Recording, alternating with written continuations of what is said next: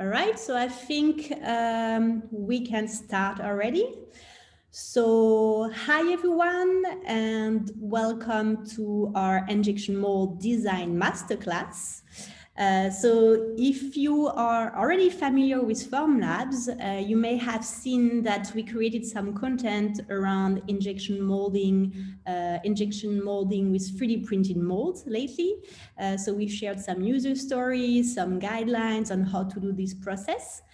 And we've actually noticed that a lot of people reached out saying that they are new to the injection molding world and would like some recommendation on how to start. And in particular, some guidelines on how to design a mold.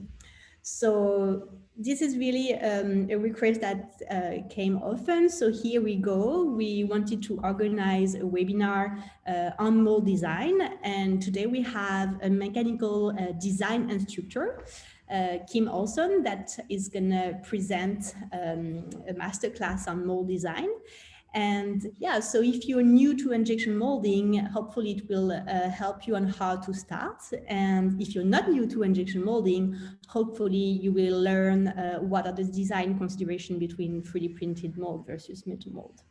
So I will let Kim introduce himself. Hello. I will do this very quickly. I worked for 15 years for an automotive lock manufacturer in Milwaukee, Wisconsin, designing zinc die cast tooling. I also designed injection molds and stamping dies while I was there, but primarily zinc die cast tools.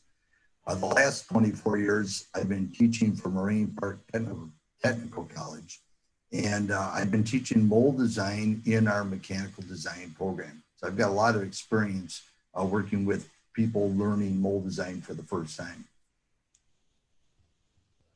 Great, thanks, Kim. And on my side, so I will be here mostly to support the Q&A. So I am an application engineer at Formlabs. So my name is Juliette Combe, and I'm working in the product team, looking at doing research on applications such as injection molding to understand how to develop those workflows with 3D printing.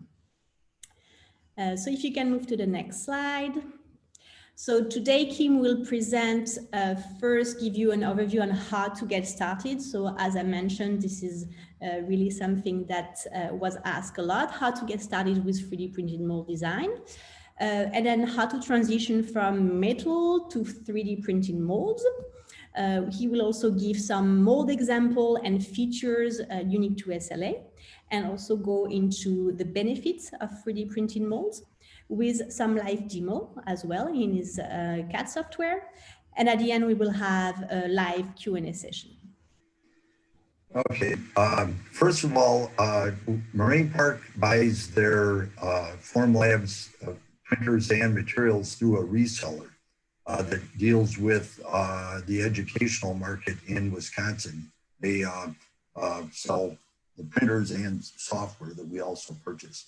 You can see that I have 3 printers in my lab. I have a Form 2 on the left, a Form 3 and a Form 3L. The Form 3 and Form 3L are new this year.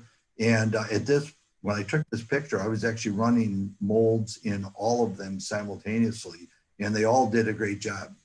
I will say the Form 3L is pretty quick compared to the others. At the bottom right, you can see a picture of our injection molding press. It is a 90-ton press, a little bit older, but it is a commercial injection molding press that we run our molds in. And the reason I bought the Form 3L is maybe different than some people. I didn't buy it to print larger parts, although I will do that. But mostly I bought it to print a larger number of cores and cavities simultaneously. This is showing 5 components that I had set up for one run, and it does speed it up quite a bit. So it looked like from the poll that many of you have some background knowledge about injection molding, and that's really going to help a lot for this presentation. This picture I really like.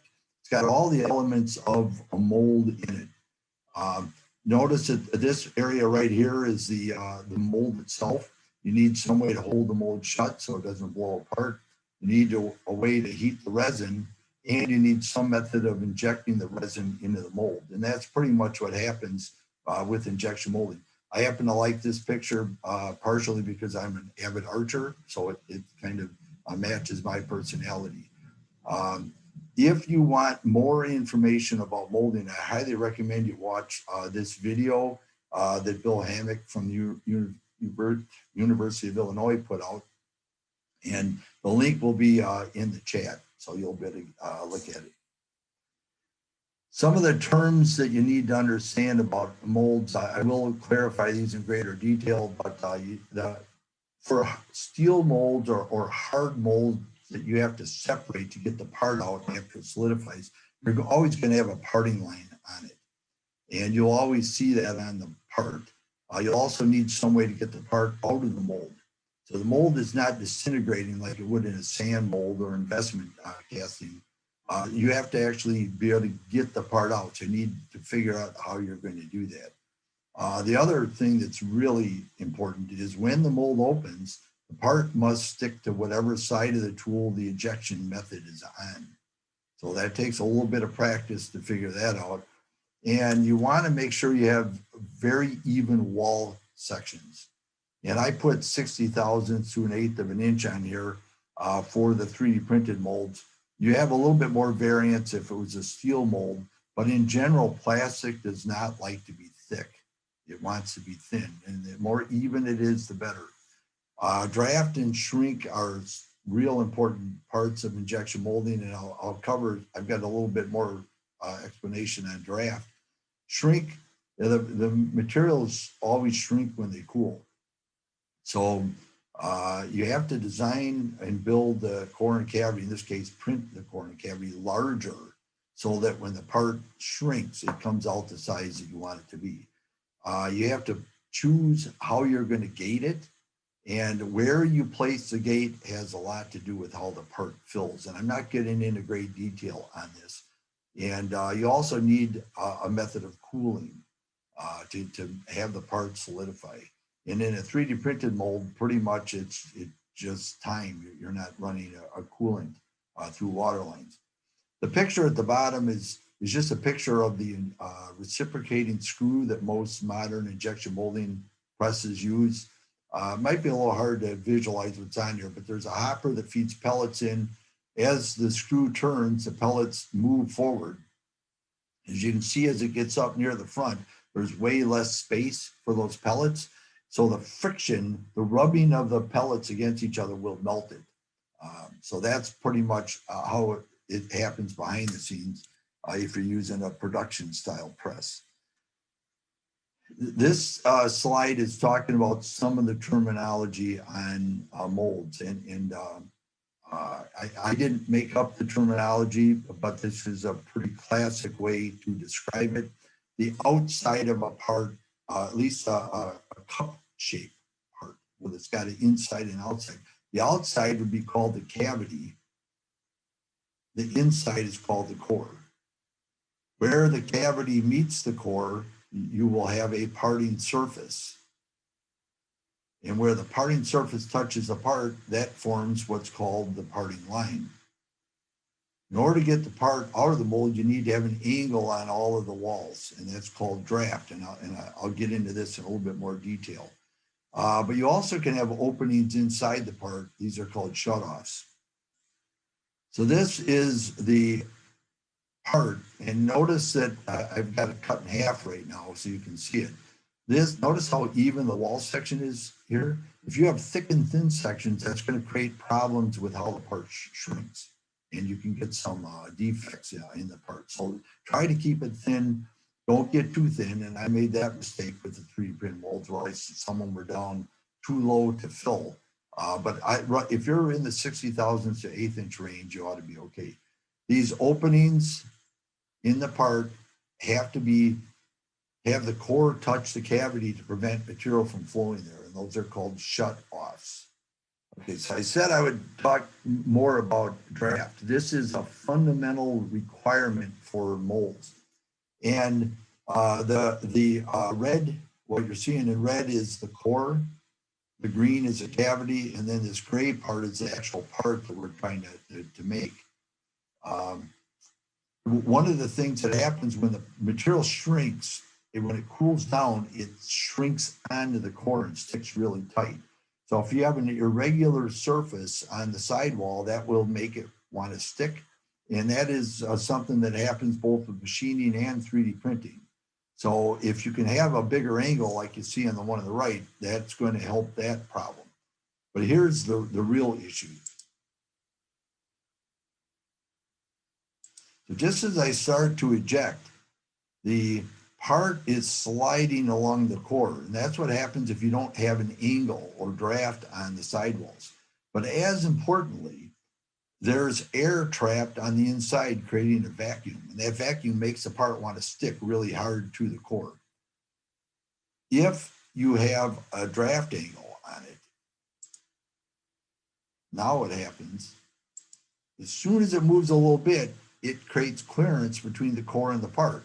And now it's no longer rubbing, but as importantly, it allows air to rush in, and now you don't have that vacuum. So the part ejects much easier. So there's a lot of text on here. I don't want you to read it all now. Maybe you can read it later. But some things I've found with printed molds versus steel molds is that you want to inject with much lower pressure and close the pressure with less clamping pressure, and maybe even lower the shot speed a little bit. So I do that. The cooling times are the greatest difference between metal molds and 3D printed molds. And that's because the metal mold transfers heat, it conducts the heat. So usually I have a cooling channel in there somewhere, but the metal itself will transfer the heat from the molded material back to away from the molded material. I'll just leave it at that.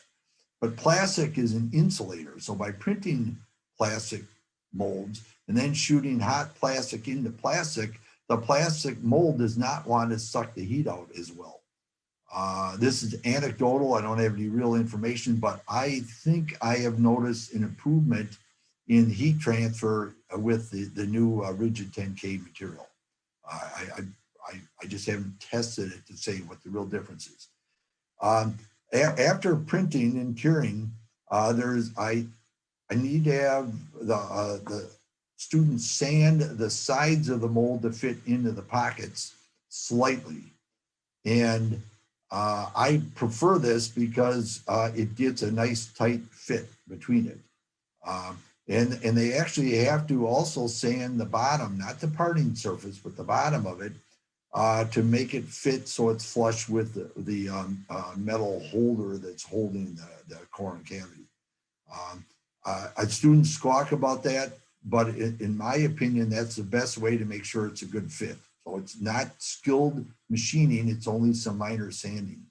Another thing that I use on my printed molds is primarily ejector pins to remove the part from the mold. And what I found works best is to print size on size. In fact, I only provide 1/8" ejector pins. So I have the students print 1/8" holes. And then after I cure it, I run a reamer by hand with a cordless drill through it just to clean the hole out and make it round. And doing that, it seems like it runs flash free and clear. I tried recently or early this year, I tried leaving about 10 thousandths of stock on it on a diameter. And when I reamed it, it left some of the residue in the hole and it was kind of gummy. So I printed size on size and it works perfect.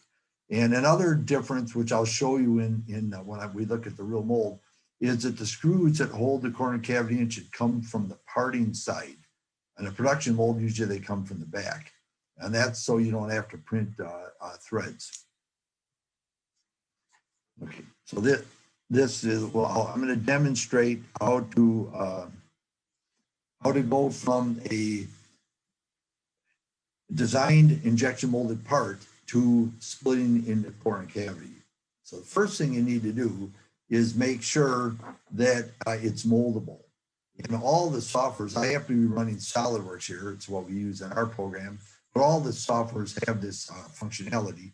I will run a draft analysis, and I'm going to check it for draft. And if I see yellow on there, in fact, I'll do it this way. If I see yellow, then I know it's not moldable. So you can see everything is red or green here, which is what I want. So I know this part is moldable. It has draft on it.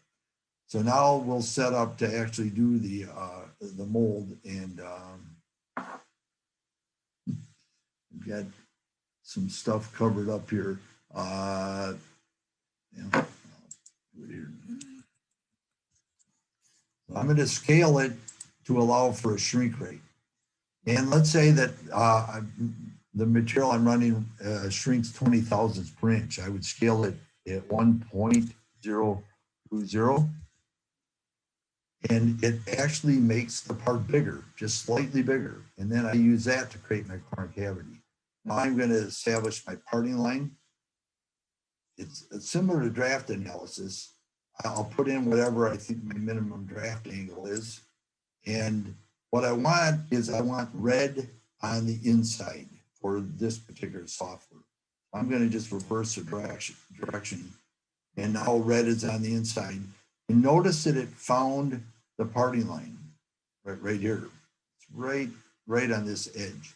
I'm just going to accept it for the moment. So you can see that little blue circle there. And that's the widest portion of the part. And another way to think about it is if I would shine a flashlight down on the part from above where my cursor is, where the light stops and it turns to shadow, that needs to be where the parting line is. And the software helps me figure that out right away. I'm going to hide the parting line. And now I'm going to do the shut off surfaces. I've got holes here. They have to be shut off. It found them all. Once I did that, it actually created the cavity surface.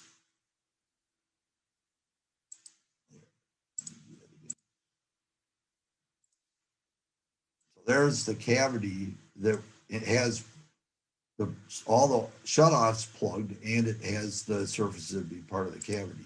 Then if we look at the core, this is the portion of the tool that would make the core. So now I need to establish the parting surface. And I'm going to step out maybe 3 inches or something like that. So I'm bigger than the part.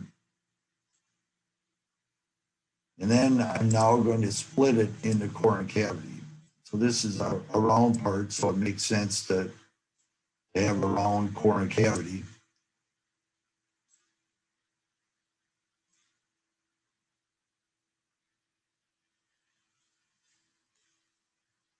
So I need to make sure that I pull this up a little bit above and below the part.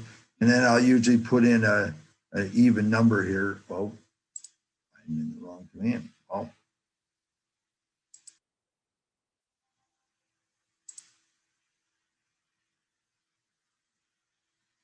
I want to be in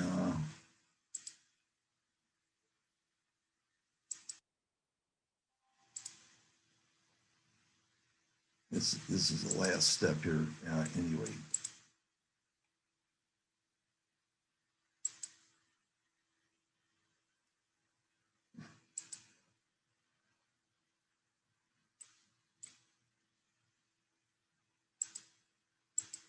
Okay, now we got it.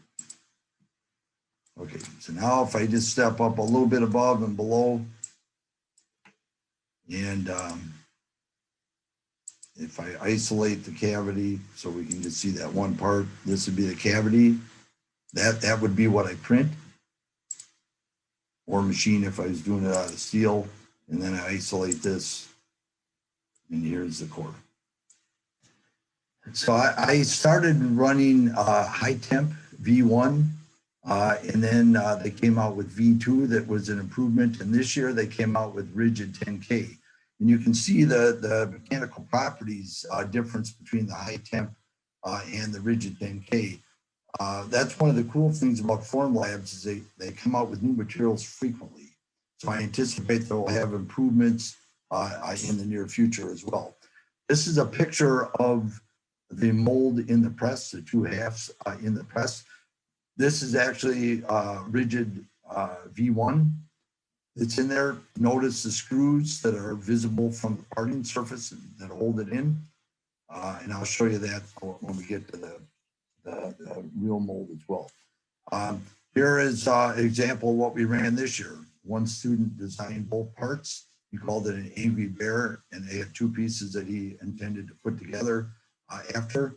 And he said different cores and cavities for each. And this is the resulting shot that we got of that part. This was just a quick example of what his mold looked like. And then this is what I set up to print on the Form 3L.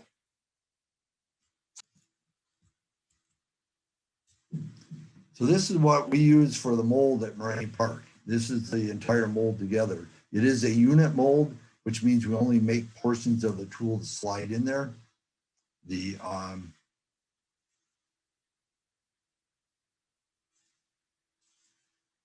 This is a portion of the tool. But the part we're printing, in this case, the cavity would be these two yellow pieces. And notice again, you can see the screws coming from the front. Here's the opposite side. And this is the part of the tool that doesn't change.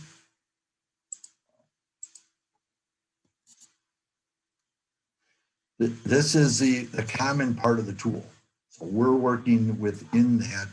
And this is the unit mold that slides in there. And inside of that is the parts that we print. So these are the actual parts. I supply these files to the students as starter files. They're roughly 3 inches wide by 4 inches.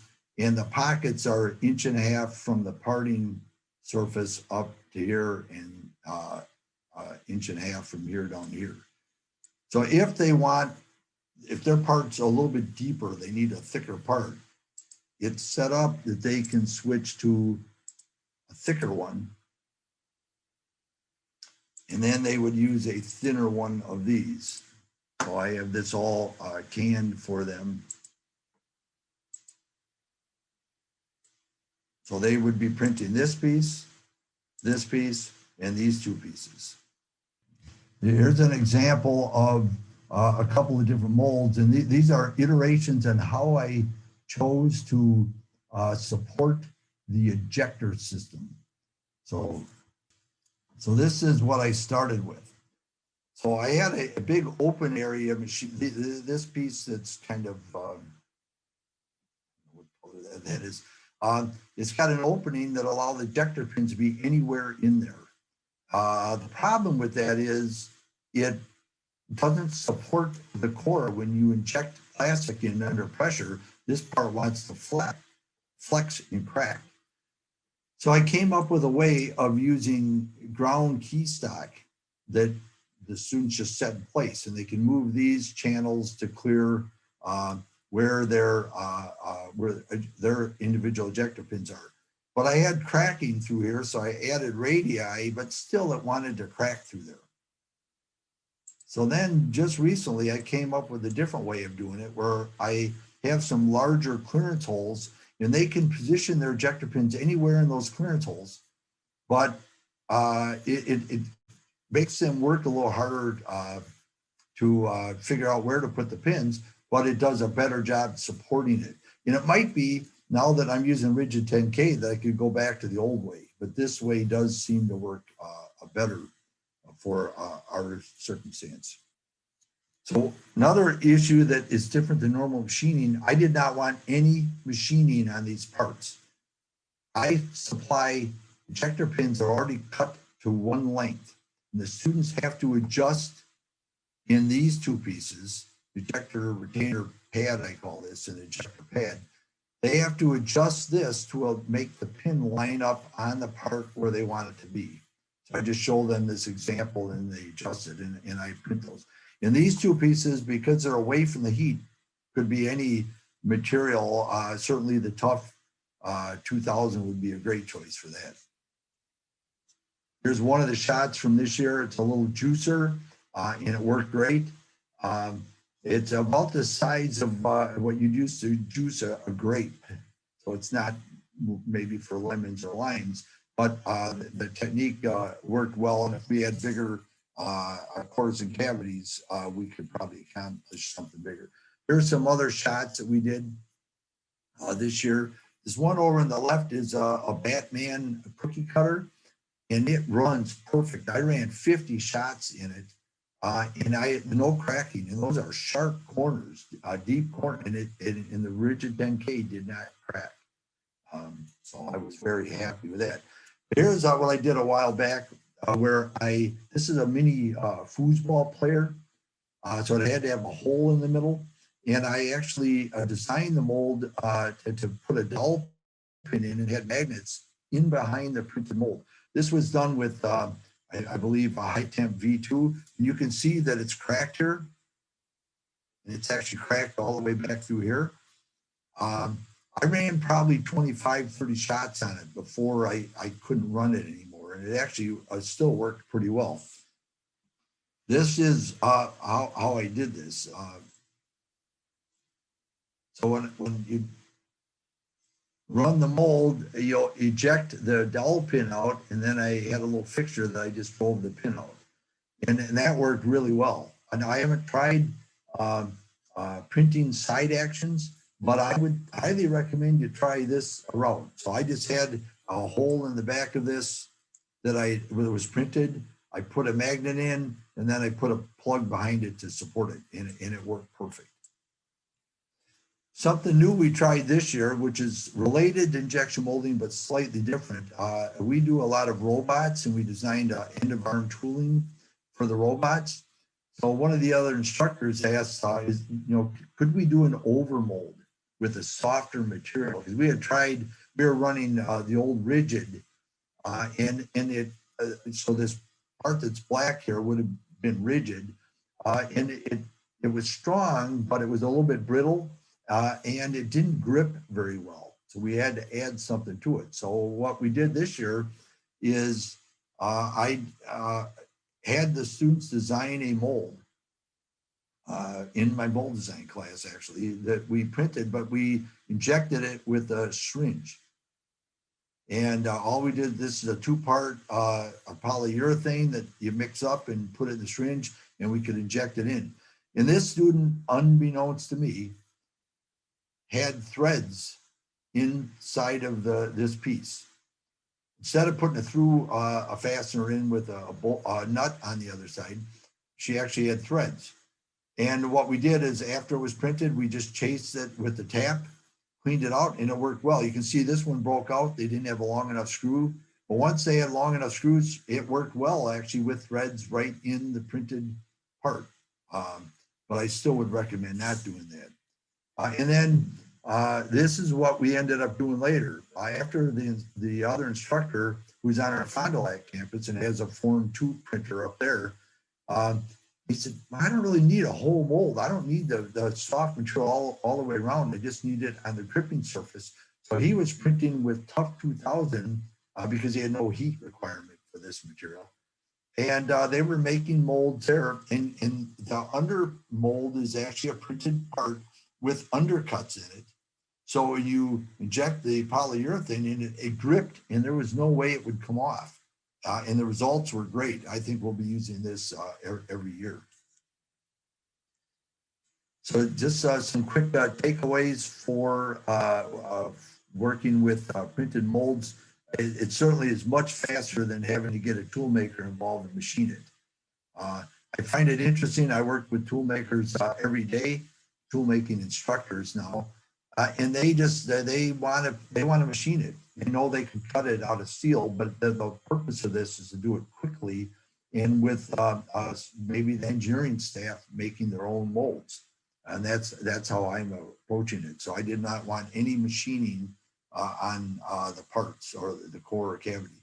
One of the other advantages, instead of being limited to what materials the 3D printers can print.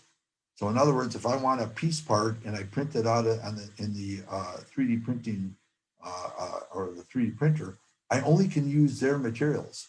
But if I can print a core and cavity, in theory, I can inject any material that the press can handle. So that opens it up to thousands of different resins potentially you could shoot into the printed cores and cavities.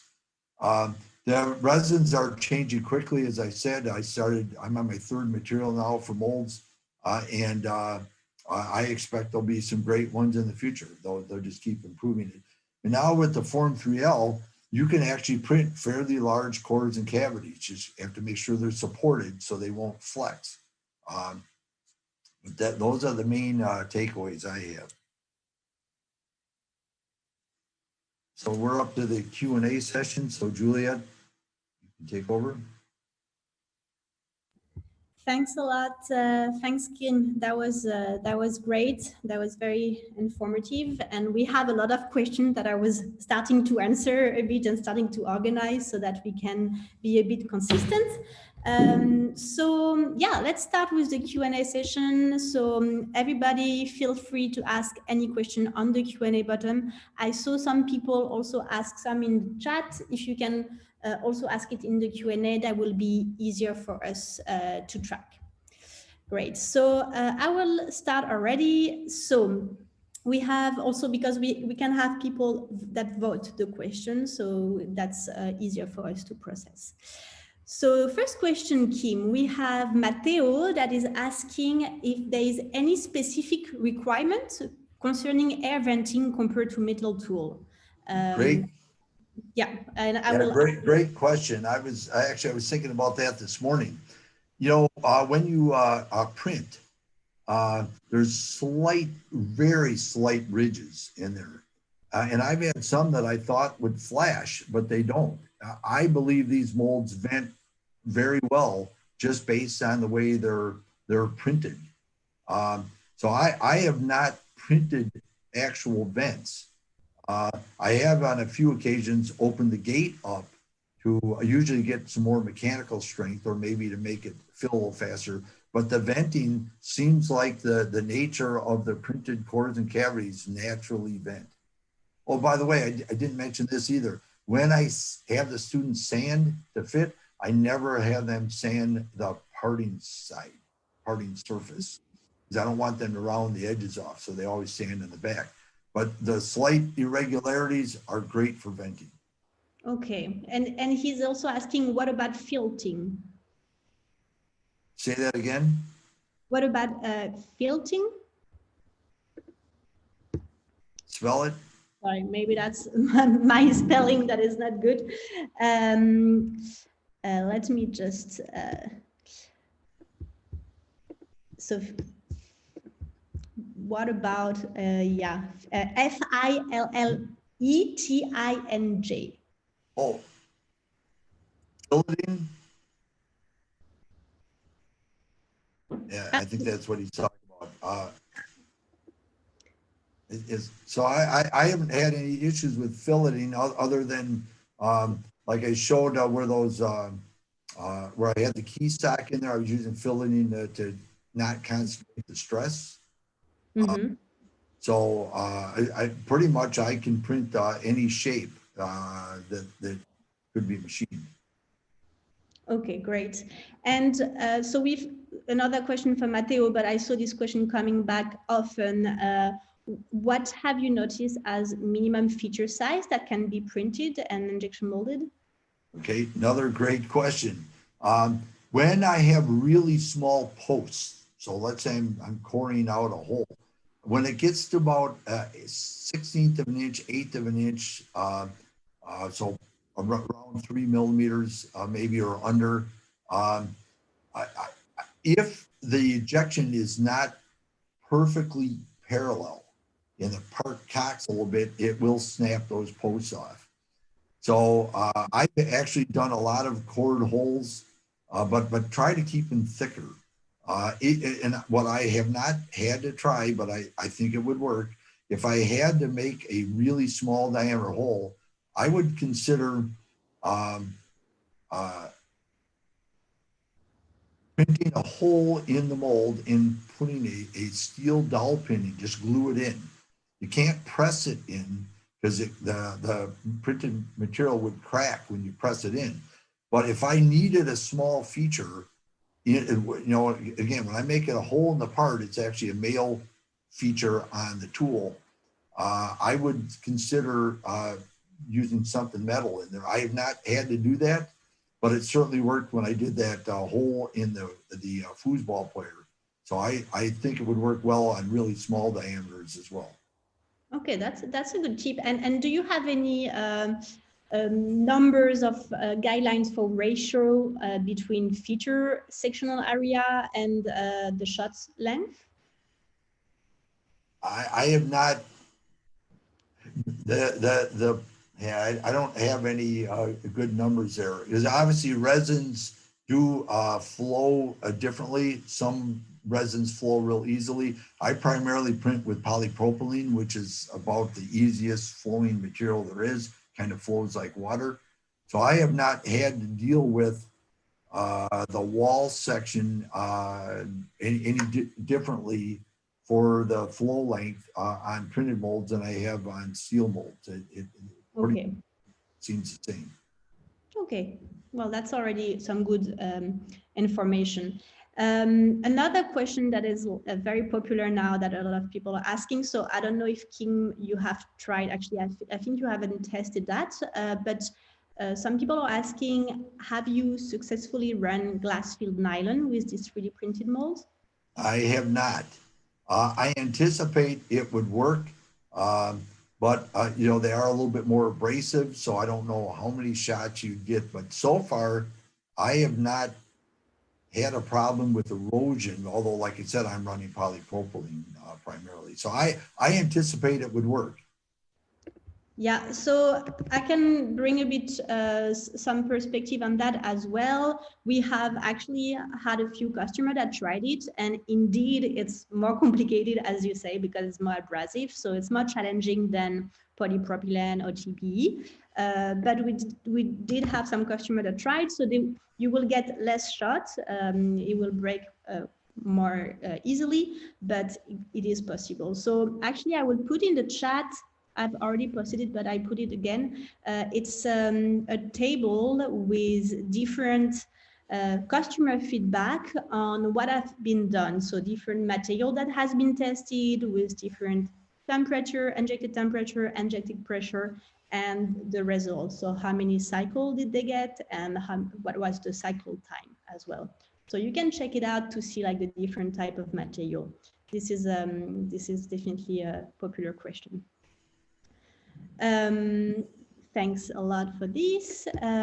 So we have a question that is recommendation for smaller benchtop injection molding machines. So I can also give some recommendation in the chat. So I will just type the answer in the chat so that you can have some recommendation. I don't know if Kim, you are using at all any desktop machine. I think you were using industrial press, right? No, I have not used it, but one of the high schools in our area does have one. And I think the printed cores and cavities would be perfect with that lower pressure injection. So, you know, what my goal was to run in a production style press with similar conditions. I think the low pressure ones were great. I happen to think of one other thing that that I didn't emphasize that I should have. Normally on a steel mold, you'd want the core and cavities to stick up a little bit so that when the press closes, those are always touching. That's about in inches, that's about 2/1000. It sticks up. But on the printed ones, I want them flush. When the mold shuts, I don't want the plastic to be crunched. So it's actually the steel is stopping the press from going forward, not the core and cavity. And because we hand sand those to get them flush, they've been shutting off perfectly. Good. That's definitely a good information. Next question that is also very popular from Bill. Can you go over gate design? Uh, well, there's a lot of different types of gates, but just to give you what I've only done with 3D printing, and I believe that is going to be the optimal one, is to use what's called an edge gate. So the runner runs up close to the part, and then there's a slight, usually rectangular gate that breaks through from the runner to the part. So where the gate is located has a lot to do with how the plastic flows through the part. So you want to pick a place that makes it easy for the plastic to get everywhere and not necessarily trap a bunch of air inside of it. And so there are popular gate types like a tunnel gate or a sub gate, where the actual gate goes below the surface, the parting surface. That works great in steel. And what it does is when you open the mold, it cuts the runner off and it flexes out of the hole. I don't believe that would work in the printed molds. I believe it would crack, but I have not tested it, so I could be wrong. But my guess is the mechanical pressure required to flex the tunnel gate, the part that's below the surface, would end up breaking out. So I think you're going to use some form of an edge gate. And again, think about how far the plastic has to flow. And if it goes around, say, a hole, and the plastic flows around both sides, is it going to trap air? Is it going to create, where the flow fronts come together on the other side, will it create what's called the knit line? And if it does, will that be a problem? So the gate is critical. I like to start with the gate about 2/3 of whatever the average wall thickness is on the part. Oh, that's a good indication. Actually, we had also some user that recommended having a larger gate with 3D printed mold. Would you also recommend that? I agree. And yeah. there is something that I learned the first day I worked in mold design is, if you aren't positive, you're better off being stock safe, which means if I start with a thinner gate and it doesn't work, I can always open the gate up. And I have done that a fair number of times on the printed molds. And you can do that by hand with a file, and you can just open it up carefully. And most often I did that to get more mechanical strength, to have the runner and the part eject simultaneously. If one was sticking a little harder, I would thicken the gate. But I did on a few occasions have to do that just to get the part to fill properly. So if you're not positive, you can always open it up a little bit. But if you print it too thick right out of the gate, right at the start, you cannot make it thinner later. Yeah, that's definitely a good recommendation. Thanks, Kim. Next question from Matteo. So again, about feature size, any requirement concerning the wall thickness of the mold? Yep, and I got burned on this the first year that I think we've been doing printed molds for 4 years now in our program. And like I said, our inserts are only 3x4. And part of why I did that, 3 inches by 4 inches, part of why I did that is to minimize the amount of resin that the students are using. Well, they would have a big part, like somebody did a full-size disc golf or a Frisbee, and they scaled it down to fit. Well, the wall section was only like 10 or 15 thousandths by the time they were done. So I ended up not having enough opening for the plastic to flow through. So now what I tell students is, even if their part is larger and they have the wall section they want, when they do the 3D printed mold, they may need to increase the wall section. So when it's scaled down, it's still got an adequate wall. So you may not run into that situation if your parts are 6 inches or so in size. You could print a corner cavity large enough to do that. But if you're having to scale down to get a sample that's close to the final size, make sure you have enough wall. And that number I said in the PowerPoint, 60 thousandths to an 1/8 inch tends to work pretty well. Perfect. Also, after this question, are those printed solid, or have you tried printing the shell only and then filling it up at a larger stage to spare printing time? I have not done that, and but that's certainly a common technique in uh, steel molds. Even though they'll hollow them out and put a highly conductive material behind it. Um, so I know they have the adaptive printing that now is available in some of the Formlabs printers.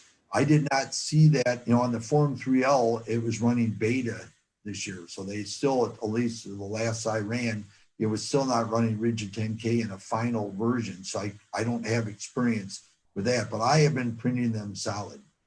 Mm-hmm. Yeah, I also don't know other users that have been printing only the shell. So far, I only saw solid. Great. So next question, is there any need for mold release? I have used it fairly often. Um, it does help it release, but it also does potentially create some defects in the part. I use it probably half the time I'm running mold release. Many times I'll spray it. If I mentioned before that when you design the core and cavity, you have to make sure the part sticks to wherever the ejector pins are, which is usually the core side. And if the part wants to stick in the cavity side, that's a problem. So then I may spray mold release only on the cavity, but not the core. But sometimes it sticks to the core properly, but it's really hard to get it off the core. So then I may spray it on the core. But frequently it's one side only that I spray it on. Okay. Yeah, and then I think also users comment that if you use more different material that are more sticky, like TPU or PC, that would also be quite necessary, I guess. Great. So next question, can you give a range of injection pressure that you've used? Yeah, and it's weird on our press. It's from the 90s, and it doesn't actually list the pressure. So it lets me pick a percentage of the shot pressure. So I'm running in general around 10% of what our press can deliver. And I don't know what that actual pressure is. I don't have a real number, unfortunately. Our press just isn't that sophisticated. Yeah, so for people who are interested in that, we have a document, a table. I put this link already in the chat, and it also gives the different injected pressure that users have used. So it can give you an idea. It's not like the strict maximum or the strict minimum. It's not the strict maximum, but it gives you an idea of what has been done. And I would highly recommend you start on the lower side of whatever is recommended and increase up if you need it for in order to fill the part or get the right mechanical strength. If you go too high to begin with, that's when you run the risk of cracking it. So I'd start low and creep up would be my recommendation. Exactly. So now a question about draft angle. So does a 3D printed mold require much larger draft angle than a steel mold? Okay, so I'm going to back up. Even without 3D printing, the more draft angle, the better. So it's just a lot of times product designers don't want to think about draft angles. They want their walls nice and straight, but in order to mold it, in printed molds, I recommend 2 degrees, but frequently I have students that are running 1 degree and they seem to come out fine. So I'd rather have 5 degrees of draft if I can afford it, but I've run many with 1 degree and it has worked fine. Perfect. Okay, so now a question on the resin. So I can also start answering, and then Kim, you will complete this. But which resin is recommended for 3D printed cavities, and do we have to consider a shrinkage for the 3D printed resin? So from the Formlabs perspective, we recommend rigid 10K resin, which should be really our best ideal resin for this. We also have the high temp resin, and I think, Kim, you've used both, so maybe you can tell us what you think about that, and also if we should consider shrinkage for those resin. Okay, well, I would highly recommend Rigid 10K. It was a gamble for me this year because I had to kind of commit all or nothing, and it worked very well. I had much less breakage. The last 3 years, every mold I ran until it cracked. And on the Rigid 10K, many of them didn't crack at all. And I had one recently that I tried to break. I wanted to run it until it broke. I ran one day, ran about 10 shots. I ran great. Came back the next day, and I noticed that it was cracked, and it surprised me. That was after about 10 shots. I ran another 300 shots on it, and the crack never got worse. I was just flabbergasted. So even though it cracked, and I don't know why it cracked, but it didn't get worse. I don't. To answer your question on the shrinkage, we don't normally measure our parts, which I know every one of you cares what size your parts are. But in our school setting, I care that they designed the mold and they were able to get parts in their hand. So I don't know what our actual shrinkage rate was. Having said that, I am confident that if you measure a couple, make a few molds and measure it, you would be able to find the actual shrink rate, apply that shrink before you print the corner cavity, and they'd come out right. I just don't know what that number is. Mm-hmm. Okay, and actually a question a bit related. Hogan is saying that when using high temp for mold inserts, he's noticed some shrinkage after the UV curing and the thermal processing. So I don't know if you noticed that, Kim. Do you have any specific values for scaling inserts? I do not have on the actual core and cavity size. I do not have those numbers, but I say the difference in curing warpage is substantially less with Rigid 10K than with the high temp. I took it out of the presentation. I actually was curing with the core and cavity mounted to plates of steel to keep them from warping. And it kind of worked. But with the Rigid 10K, I never did that once. So I believe some of what you see as cavity dimensional differences could cause with the high temp by the actual whole thing warping slightly. The Rigid 10K seems much more stable. Yeah, and I remember you also told me that you were printed the mold flat without support, right? That helps also. Well, yeah.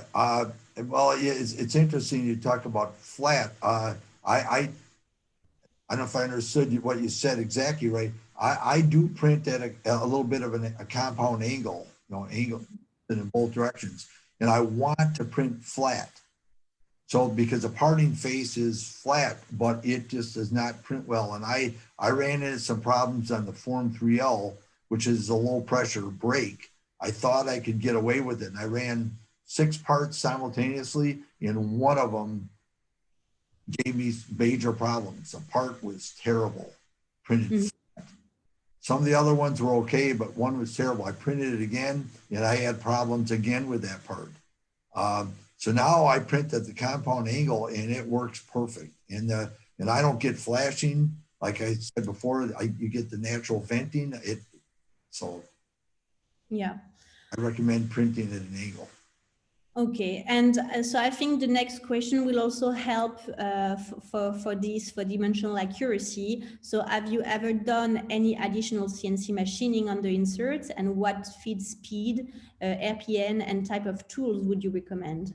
I have not done anything other than sanding. I actually have a random orbit sander. I made a little fixture that holds the cores and cavities upside down, and then you can use a random orbit sander. Sorry. Excuse me. This year, that did not happen at all with Rigid 10K. Nobody used they all hand sanded. It was close enough that it was size on size. When I talk about my problems with our tool and die making instructors, they all want to put it in a milling machine and mill the thing flat when it's done, because that's what they're used to doing with steel. I have not found that I had to do that at all. The sanding was just taking off the high spots to get a custom fit, and it seems like that works. Yeah, that's definitely a good, like, just to know sanding works very well. We also have customers that are actually machining the mold as well with just desktop machining, if it's helpful. The sound that you just hear is me opening a video of one of our customers that is just machining the mold, so you can see how it is. I just put it in the chat so everyone can have a look at it. But I think, yeah, sanding is like definitely very helpful to get dimensional accuracy, right, Kim? Great. So next question, can you run any type of cooling lines through the mold to aid in that delay? That is another great question. And the problem with a cooling line is in a normal metal mold, the metal transfers the heat well from the molded part, molecule by molecule back to the cooling channel. But the plastic mold is an insulator. So even if I'm running cold water in the mold, it doesn't want to transfer the heat from the molding surface to the cooling channel, because it's acting as an insulator, preventing the transfer of heat. What has worked well for me is I run about a 3-second cycle. In other words, I keep the mold shut for 3 seconds before I said that wrong, 3 minutes. Very long cycle time. So 3 minutes, I keep the mold shut to let it take enough heat out that I can open it without the material still being soft. After I eject the part, I've found in the last year or so that I leave the mold sitting open for about 2 minutes to try to transfer some air or heat to the air before I make the next shot. What really works best, I think better than a cooling line in the mold, is to open the mold and blow compressed air on the surface. And that cools it down very quickly.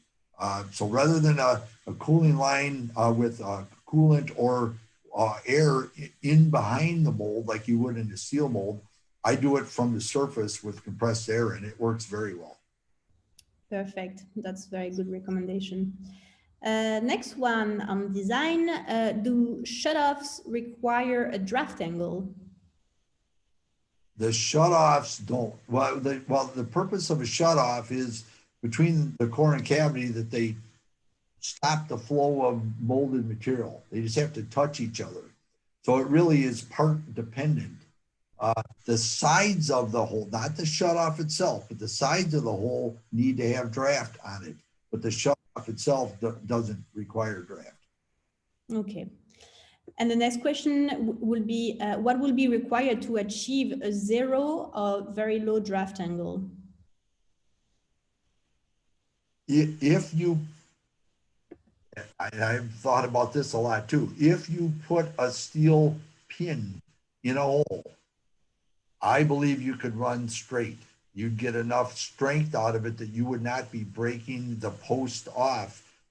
If it was a printed post, relatively small diameter, I think the friction of the part sticking to it would want to break it off if it was straight. Even the vacuum I talked about, if the vacuum was on the end of it, that vacuum would tend to want to pop it off. So I would say if I really needed something very small, I would, and I needed a larger quantity, I would think about trying to put a dowel pin in there. And I believe that would be totally possible. I just haven't tested it. The one I ran with the dowel pin for that foosball player, the steel dowel pin sucked most of the heat out of the mold, not the plastic. So you get a benefit too, that it is removing heat at a faster rate than the printed mold does. Okay, good. Great, thanks, Kim. So another question. So Juliana is saying, I have a benchtop molding machine from LNS, and it doesn't have any way for me to know when the mold is filled. Would you suggest some exit ports so that when material makes it there, I know I'm done? And what diameter seems doable for the exit vents? Also, do you suggest air vents as well?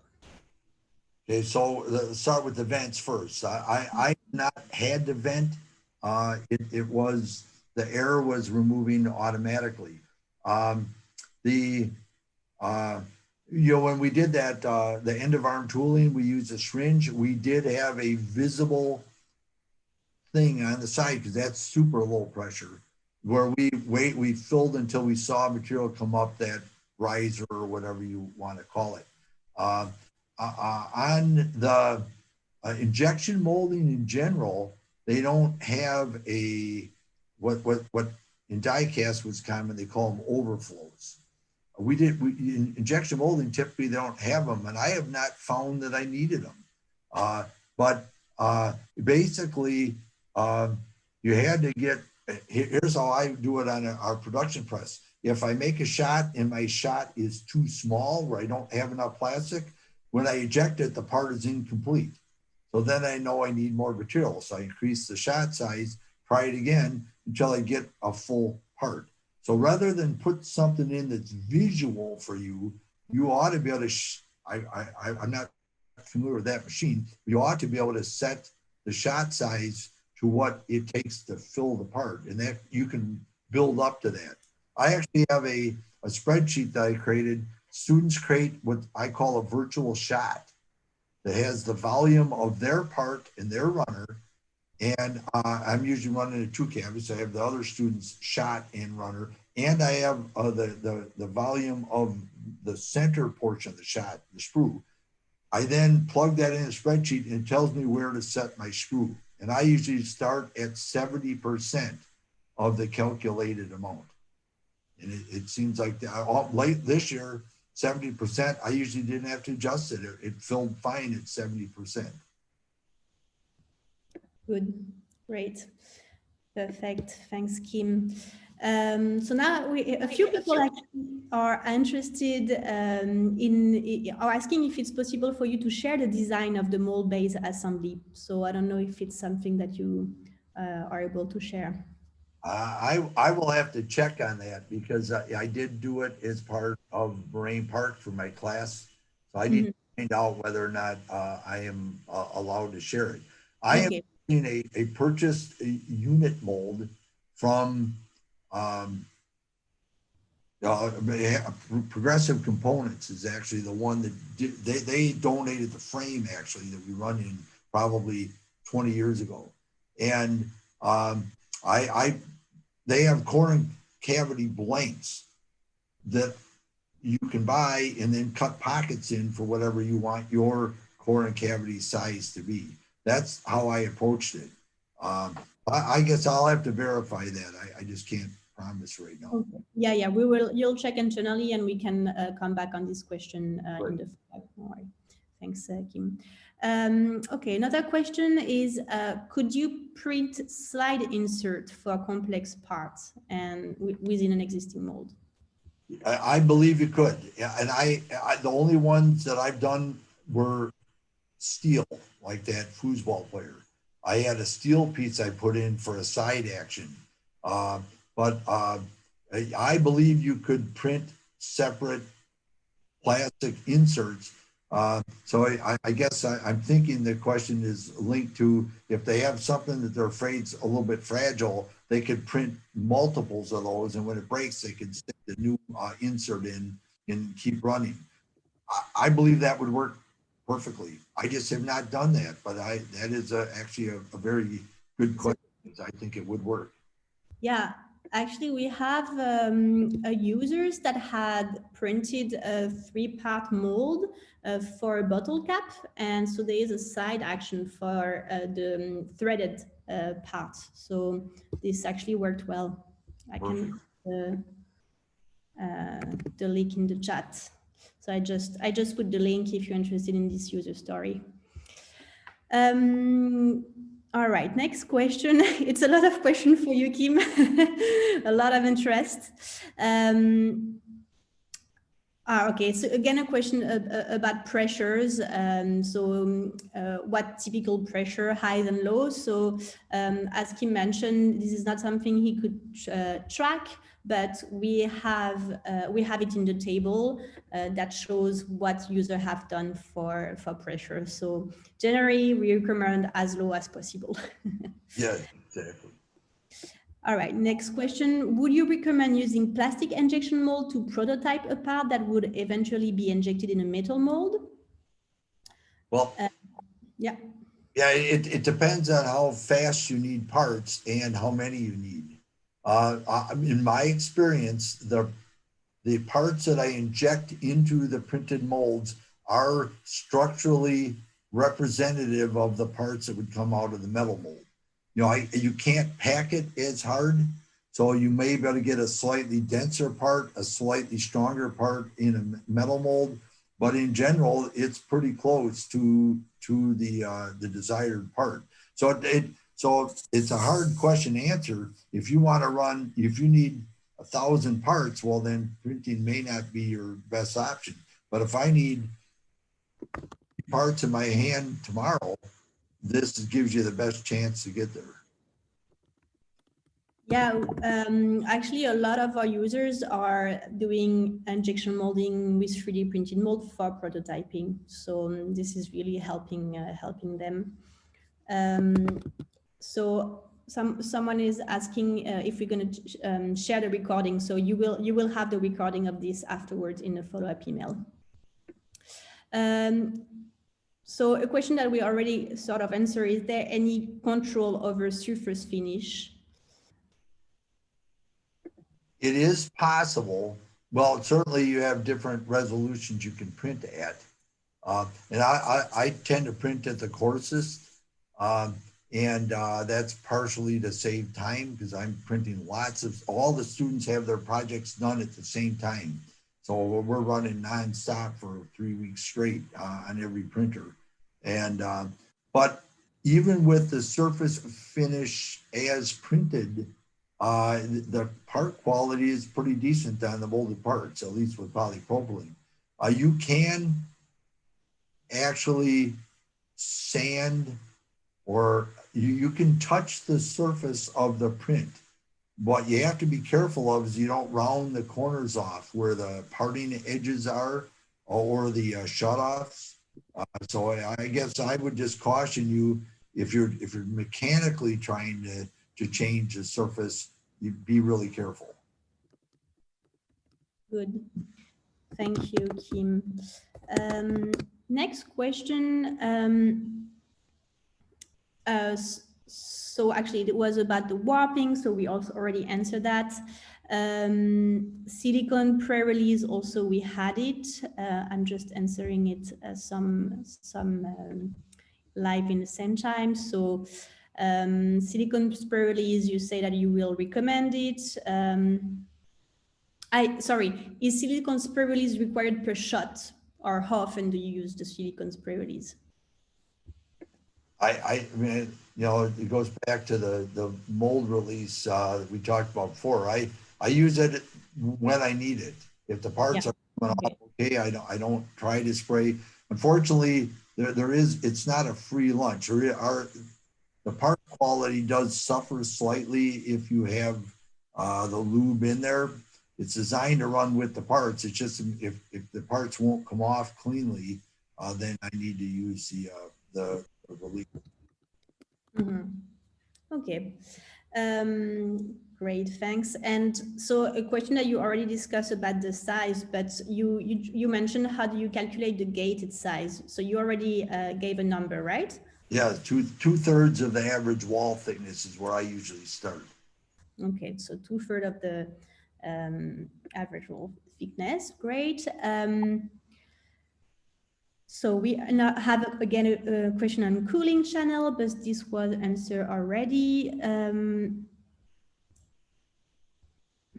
Do you have any recommendation for printing locks? That's another good question. In fact, the one that was on the slide that started the presentation, uh, they had square lock corner of the insert. And the problem with the locks, a printed lock, is it has to be strong enough to realign it when it comes together. So you got to think about, you've got leader pins and dowels on the steel metal portions of the mold, but the individual core and cavity, if you want those to lock on each other, it has to be strong enough. If it's out of alignment, those printed locks have to be strong enough to survive trying to reposition it. So I have not actually printed locks.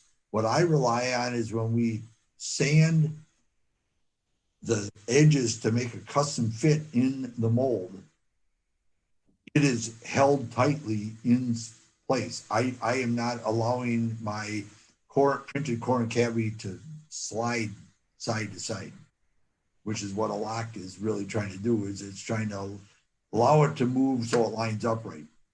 But if it's not strong enough to realign the two halves of the mold anyway, it would break. So I can't say I've done it, but I don't believe it would be very practical. Okay. So one question that it's also a question that comes often, but I don't know if you try that. The question is, how big could be those 3D printed mold? Maybe you have a bit of a sense of that. And since we are doing plastics, so this user is saying, since we are using plastic scale model kits, we have some big runners with many parts in them. Is that possible with 3D printed mold? It is possible to do a large number of parts. Just think about, you can't inject with maximum shot pressure to get the plastic to flow through all those channels. So I'm not sure how many parts you could force the plastic to flow through in the printed mold.